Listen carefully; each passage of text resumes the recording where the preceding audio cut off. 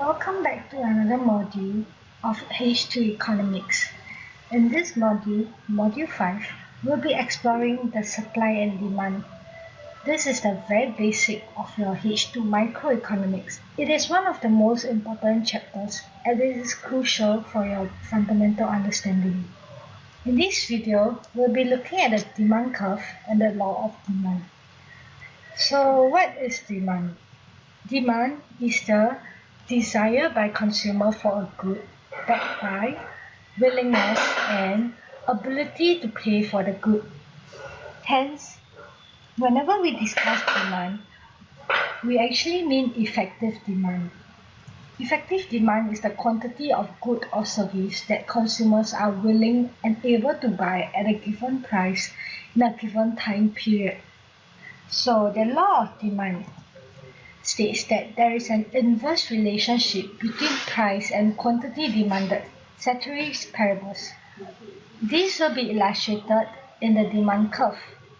As seen in the demand curve, there is an inverse relationship between price and quantity demanded. There are two explanations of the law of demand, or the downward sloping nature of the demand curve.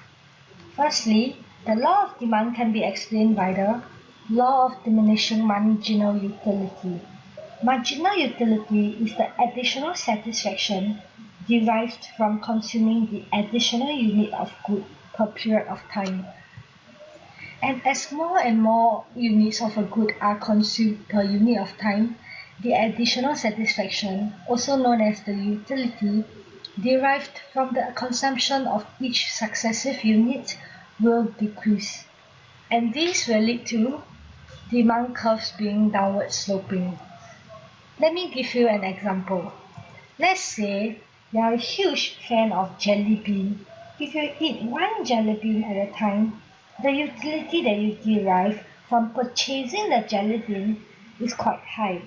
If you eat 3 jelly beans at a go, the utility derived from purchasing the jelly bean is still quite high. Although with each jelly bean, you might crave for it lesser, or you might desire it lesser. If this doesn't give you a clear example of what is diminishing utility, how about 5 jelly beans? If not 10 jelly beans, or even 100 jelly beans. With each additional jelly bean that you consume, you feel less happy about eating it. And this is what the diminishing marginal utility is about. The second explanation of the law of demand is the income and substitution effects of price changes. Income affects the ability to buy. For example, assuming that you have a monthly income of $1,000. Let's say the price of tea has increases from $1 to $2. Therefore, buying the same amount of tea will leave you with less remaining income than before. So, the price rise of tea has made you poorer. The usual response to becoming poorer is to buy less of a good, since the ability has fallen. This is also known as the income effect of price change. For substitution effect, it actually affects the willingness to buy. For example, suppose you buy either tea or coffee.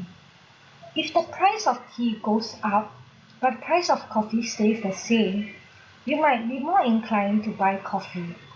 This tendency to buy coffee is based on the changes in relative prices between the tea and the coffee, and this is also known as the substitution effect. Hence, the law of demand states that there is an inverse relationship between price and quantity demanded, ceteris paribus. We have come to the end of this video.